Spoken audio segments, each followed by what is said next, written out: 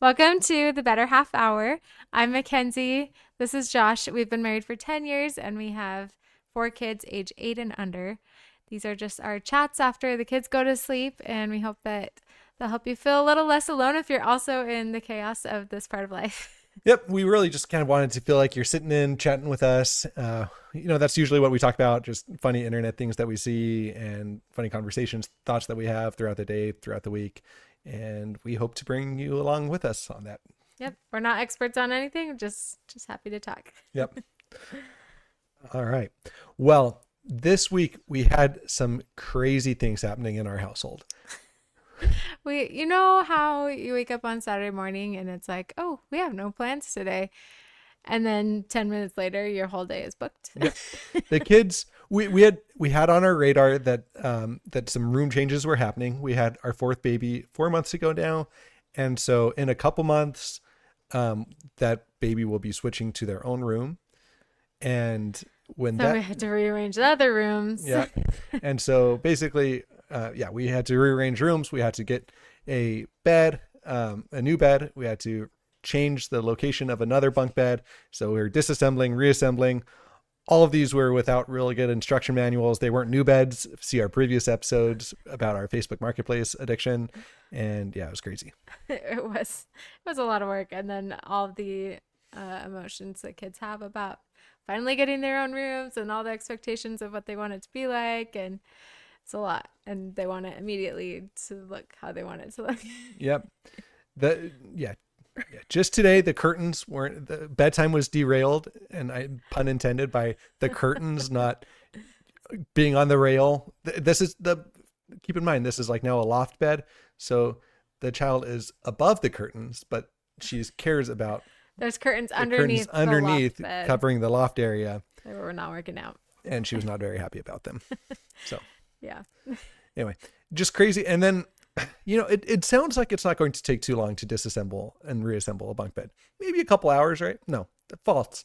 You're left with like 100, maybe at least 100 like bolts that you're taking out, and you're not supposed to use electric drills with them necessarily, especially when you're screwing them back in, because it's really easy to strip out, to split the wood.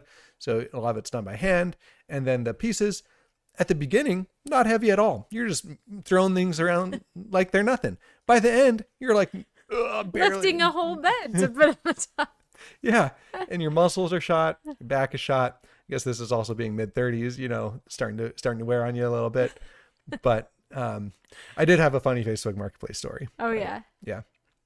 So we go throughout Saturday. I find this bed. Looks like a great bed. Okay.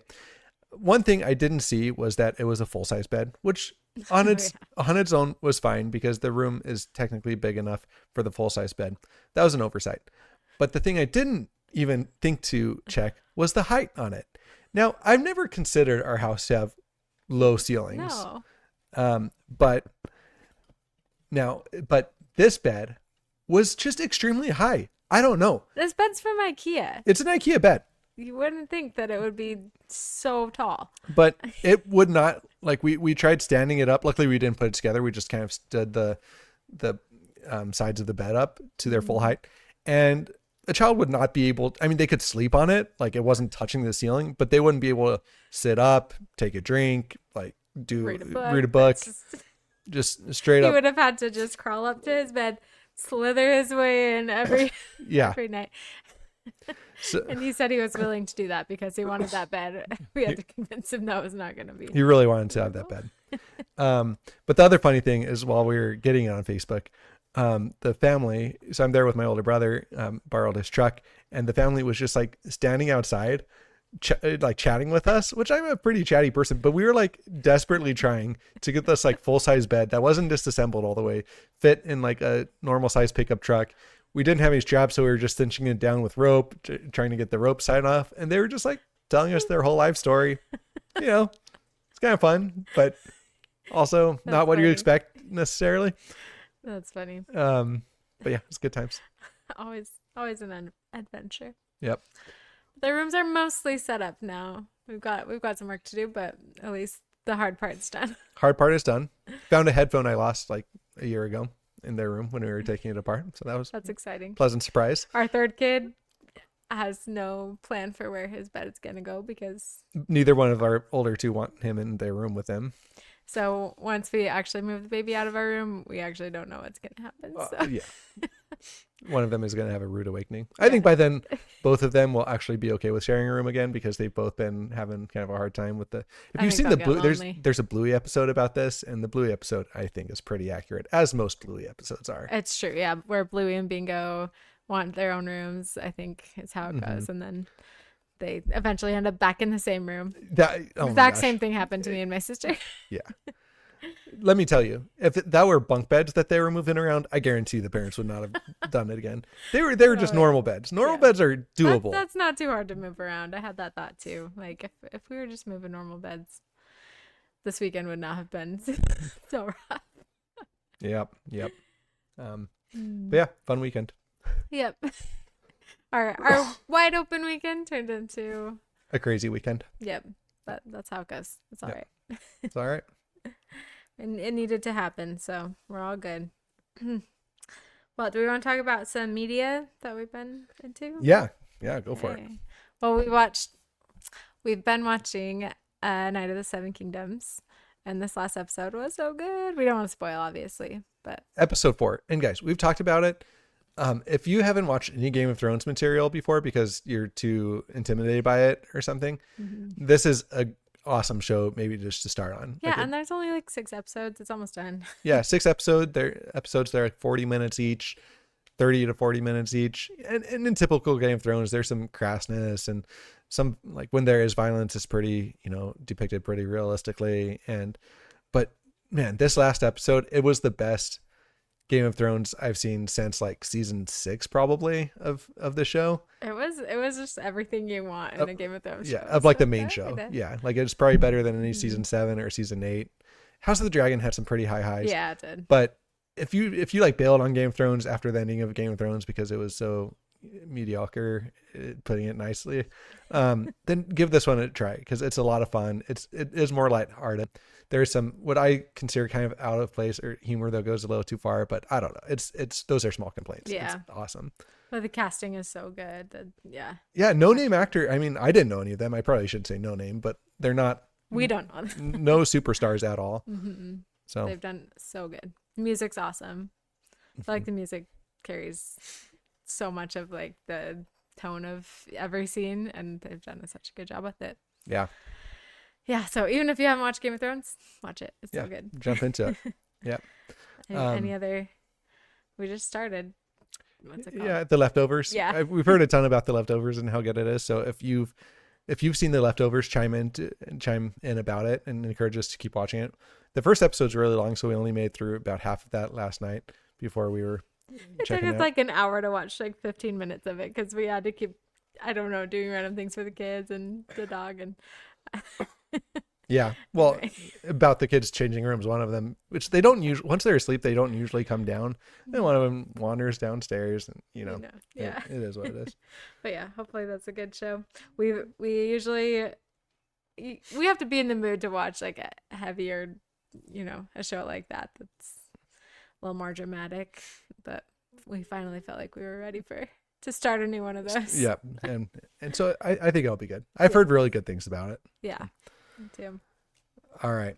Well, I have some Am I the Jerk here. All right. If we want to go over some of those. Let's do it. Okay. Let me find where I saved it. Okay. All right. Here's a good one.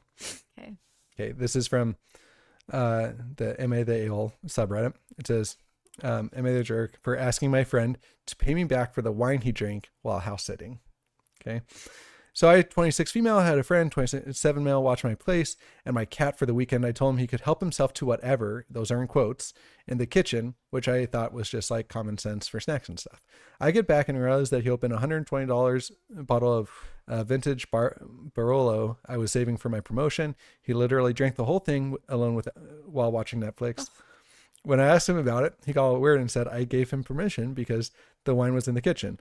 Like, okay, but who drinks a $100 bottle of wine without asking first? I sent him a Venmo for $80, gave him a discount, LOL.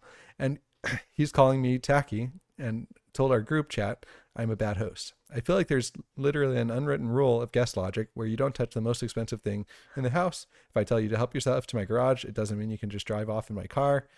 Am I the a-hole here? He's making me feel like I'm being extra, but I feel like he totally took advantage of me. I don't know. It's also just $120. Thoughts? Thoughts?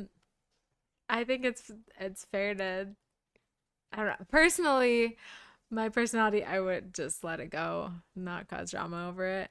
But I think it's fair to bring it up. But I also think that this guy, like, making a big deal out of it and not being like, oh my gosh, I'm sorry, I didn't realize, or like, that was dumb of me. I don't know. Like, just like, oh yeah, you told me I could, so Yeah. Okay. I Here's the don't thing. know. I largely agree with you. There is an answer where it's like everybody sucks here, ESH, where it's like Yeah. you both kind of are, right? Yeah. I think this falls into that category for me, Mm-hmm. but I think that they're both making it worse. One, if you say help yourself to whatever, and then somebody takes you up on that offer, I don't think you like, I don't know. I would say that. Help yourself to whatever. but then you kind of have to be okay with whatever yeah.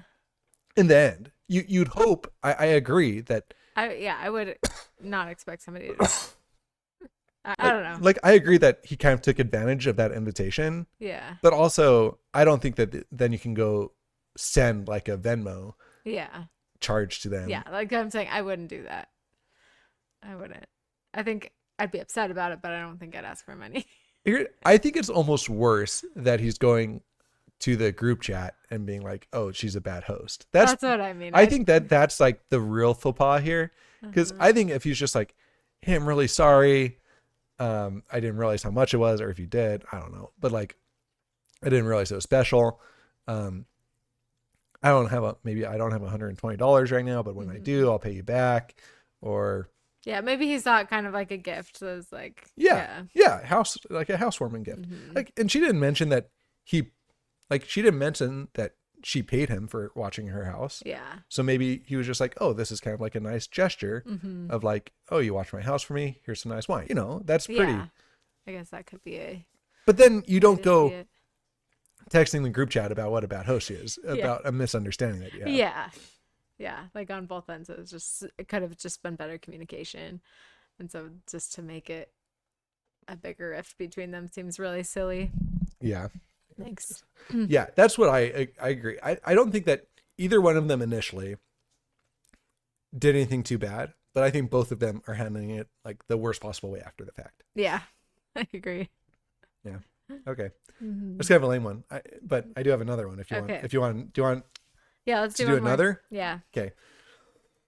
While I'm getting this one pulled up, I should say, my day job, I'm a financial planner, and so this is not financial advice at all, because we are going to be dealing with some finances and some investment stuff. So I do have some background. I have a degree in economics, and like I said, I'm a financial planner, wealth management. So I deal with this a lot every day. So I have some definite thoughts about it. But this is not financial advice. Okay. Important to say, because we're dealing with investments here. And so I just want to be really clear. Okay.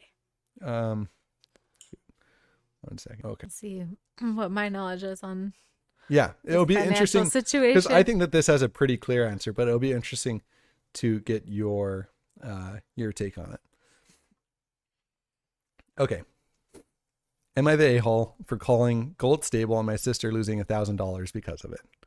Okay, I'm 19 male and have been trading for a few months. I'm up about 15%. My sister, 22 female, saw this and asked what she should do with her savings. I told her to look into gold because it's generally stable and safer than most investments. She bought some on January 22nd, so 2026.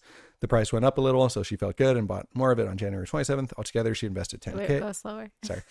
Altogether, she invested 10,000. Okay. Right after that, the price dropped, which it did. Gold plummeted recently. Mm-hmm. She got really scared because that's a lot of money for her. On February 1st, she sold everything and locked in $1,000 loss. After she sold, the price went back up and now higher than when she first bought. Now she wants me to pay her back $1,000. She says I tricked her by calling her gold stable when it dropped about 10% in a week. She said she wouldn't have invested that much if I hadn't made it sound low risk. I told her she chose to sell when it was down, and that stable doesn't mean the price never drops. My mom says I'm the a-hole because I gave financial advice that I wasn't qualified to give, and it ended up costing my sister money. Was I the a-hole for calling gold stable? Well, I don't know that much about gold, to be honest, but Okay, well, just with this background. yeah, I think that that's her money. She should like look into like more than just one person's advice on what to do with it, and probably should. I don't know. She shouldn't have trusted him that much in the first place. I don't think that she owes or that he owes her anything. I think the suggestion That's to just pay what her happened. back is pretty wild. Yeah, that's crazy. Okay, yeah, okay. What are your thoughts? Pretty much exactly that. Like, first of all, to not do any due diligence of just like looking at a chart of the price of gold. Like, I'm not saying you can predict the price movement in the future Mm-hmm. of an asset by looking at the price, but you should be able to look and To say, see how much it fluctuates and does this fluctuate? And am I if I assume that that fluctuation is broadly going to continue, am I okay with experiencing those fluctuations? Right? Like, yeah. Yeah, like I don't know. Don't just go off of what one person says and yeah, that's crazy to invest that much based on one opinion. that being said, I do think that he gave really bad advice. Yeah. And like, I think that should be a lesson learned by him and his sister. Like, gold is a good, like, generally, again, not financial advice, gold is like a good hedge against inflation. Or like, so it's generally a good idea to have some gold in your overall portfolio, potentially. Again, not financial advice, but like, it generally doesn't correlate much with the stock market. So usually if the stock market goes up, gold stays stable. If the stock market goes down, gold goes up. So it's generally good to have some to balance out your overall portfolio. Not financial advice. But just to say that gold is stable is really bad advice, I think. Yeah. And to try and convince somebody and again, I don't know Maybe how much he she tried didn't to convince know, her. yeah, like how seriously she was going to take this. Yeah. Maybe he just like said it in conversation, you know? Yeah. So it's really interesting because it's like, I think he probably knew that she was going to invest more, and he really should have said, "Hey, well, first of all, he probably shouldn't be giving any financial advice, Yeah. but like, he should have, probably said, "Hey, I'm not qualified to give this advice. You should look more into this." Yeah. And I'm not responsible if it doesn't go well for But you. yeah, but that also should probably be like an assumption that she made. Yeah. So, what do you think about the mom weighing in? What happened with the mom again? Well, the mom is Oh, saying that he should give her yeah. $1,000. I think that's just a mom taking her daughter's side, but like, yeah, I don't think so. That one's the wild part to me. Yeah, that is. Yeah, that's totally on her. She made the choice to do it. Like, he didn't do it for her, you know? But is that the mom's point? It's like you kind of did that for like you have some responsibility for it. I don't think that's giving the daughter any credit for like using her brain, you know? Like, I don't know. To put the blame on him. Oh, yeah. Also, it's a bad idea. Again, not financial advice, but if you don't like, if you should have a healthy savings account. Best practice is 3 to 6 month savings account before, like, emergency account, before you start investing in the stock market like that. Yeah. Because if she had that account, then she probably wouldn't have been too stressed about the price fluctuations. But if she's like, holy cow, I have 10,000, that's all the money I have to my name. If it goes to zero, now I have no money and my car breaks down or whatever, then she's kind of out of luck. That's what I mean. I think if this money is so important to her that she can't lose it, like, she needs to look for better financial advice from somebody who's qualified to give it. And there's so many resources out there, even free ones, that could help her get a better view of what to do. So I think it's crazy for her to just, base it off of somebody who's not even qualified to give her advice. Okay. All right. Yeah, I agree. Okay, cool. All right. Well, I think we have a game now. We do, because it's Valentine's week, and so we wanted to do a fun little, I guess it's not so much a Valentine's game, but a game of Is It a Deal Breaker? So we are married, but we're going to pretend. I don't know. I'm trying to think of how the best way to What think of about this. giving Like giving advice to as somebody in a relationship. yeah, what about like giving if you have like a little sibling, Yeah. not little, but like a sibling that's dating? Are we saying like looking for a long-term relationship? Yes. Okay. Like they want to, yeah. And we're saying this is like towards the beginning of a relationship, like first, second, third date time. Or are we saying that this is like they're already in a committed relationship? Would you break up with them? Or should we take it one by one? Yeah, maybe one by one. But like this person is good in every other area Oh, okay. Every other except area this thing. except for this thing. Yes. Okay. Okay. And it could be maybe not a deal breaker. It could be like you need to have a serious conversation about this or just Okay. let it go or break up. Okay. All right. Okay. All right. You have different tastes in music. Oh, that's like fine. wildly different. Wildly different. I think that's totally fine. I think so too. So we have pretty different tastes in music. We're both like pretty open to different music though. Yeah. I feel like If you were to send me a song, I'd like listen to it. yeah, I'm not like set on I'm only gonna listen to this one genre. Right. But yeah, there's like definitely different preferences. Yeah. Yeah. Like there. Yeah. It's like a it's like a perfectly structured Venn diagram, I'd say, where like if you just look up a picture of a Venn diagram, I'd say that's probably like our music tastes overlap. Mm-hmm. Where like we have like a pretty big overlap in the center, but like you like things that I can't stand and I like things that you can't stand. Yeah. But then I don't know, what if we just both hated each other's music and like every road trip we just couldn't stand listening to the same music? Then you got to talk. I don't know. I think it's fine. Like, There's probably some kind of music you could find or listen, or just don't listen to music. then you on don't road listen to trips. music. You just talk. And Yeah. you put, yeah. Anyway, I don't think that's too much of a red flag. Yeah. I think having said that, I think that anytime, what's that word? Not disdain, contempt. If you have contempt towards the other person, then I think that's where it starts to, get into red flag territory. So if their music taste is causing you to have like feelings of contempt towards them, then that could start to be a deal breaker. So if they insist on every time you're together, like blasting their music and they know you hate it and you know that they know that you hate it, and then maybe, but that seems like it's beyond the scope of music preferences. Yeah, that's true. That's just a disrespect. Okay. All right, what if they are best friends with all of their exes? I think that's a deal breaker. You think it's a deal breaker? Yeah. I don't think I don't think it's a deal breaker.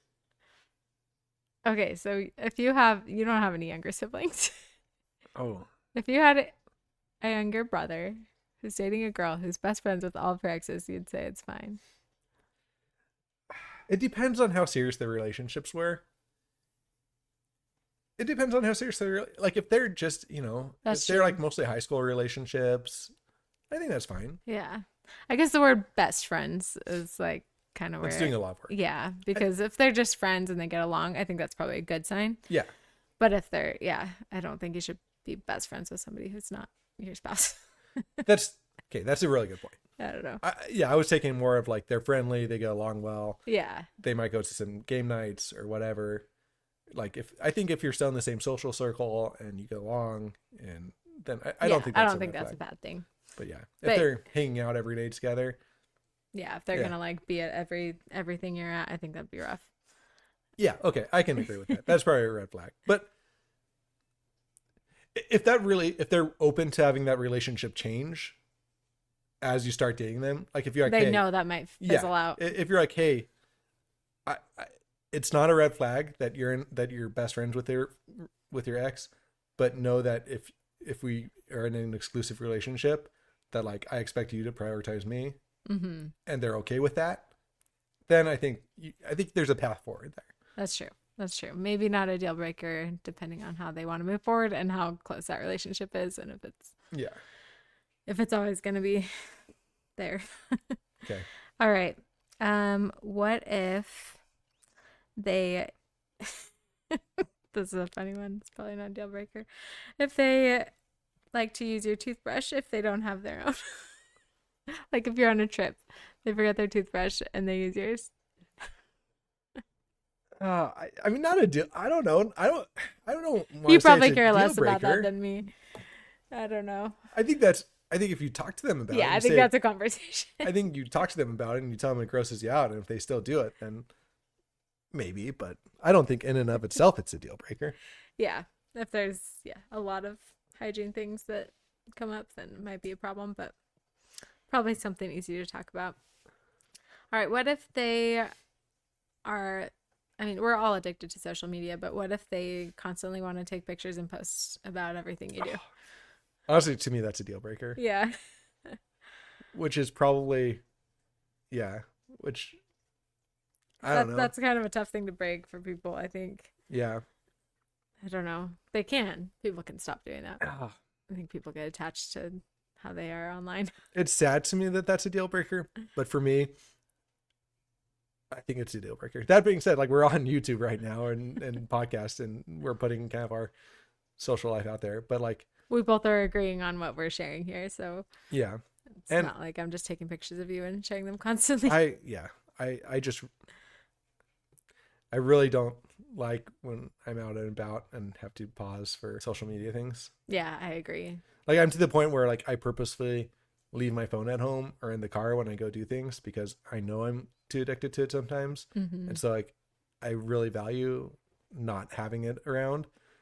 And so yeah, I think to me that's a red flag. I think so too, because it can totally ruin like every experience if it's always going to be like every date you go on and every family trip and everywhere you are, you have to document and share.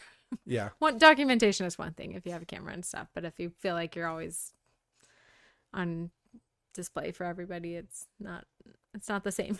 Yeah. Yeah. You can't. Okay. It's hard to be present in the moment. Yeah, I agree. I think that'd be tough to deal with. All right.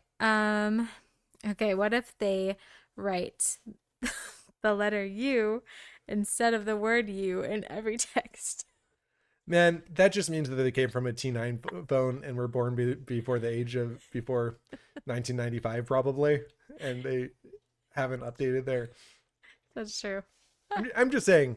I don't think I'd get very far in a relationship like that. I think I would be so annoyed. I think I would be annoyed, but I would get it. I'm gonna say not a deal breaker. It would be annoying. You're saying deal breaker. It might be. Oh man, I guarantee you. Okay, we gotta go pull up our text from when we were in high I school. never did that. I was always against doing that. Yeah, But you're right. You know, you have limited. I don't know. I'm just saying, 2 clicks, right? TU. Yeah, it would have been 2 clicks versus Why was one? I think 1, 3 for 2 for you. I love how we still remember. I'm like doing it with my thumb, like the muscle memory. I don't know, man. I can't remember if I did it or not. But obviously, if I did, it wasn't a deal breaker.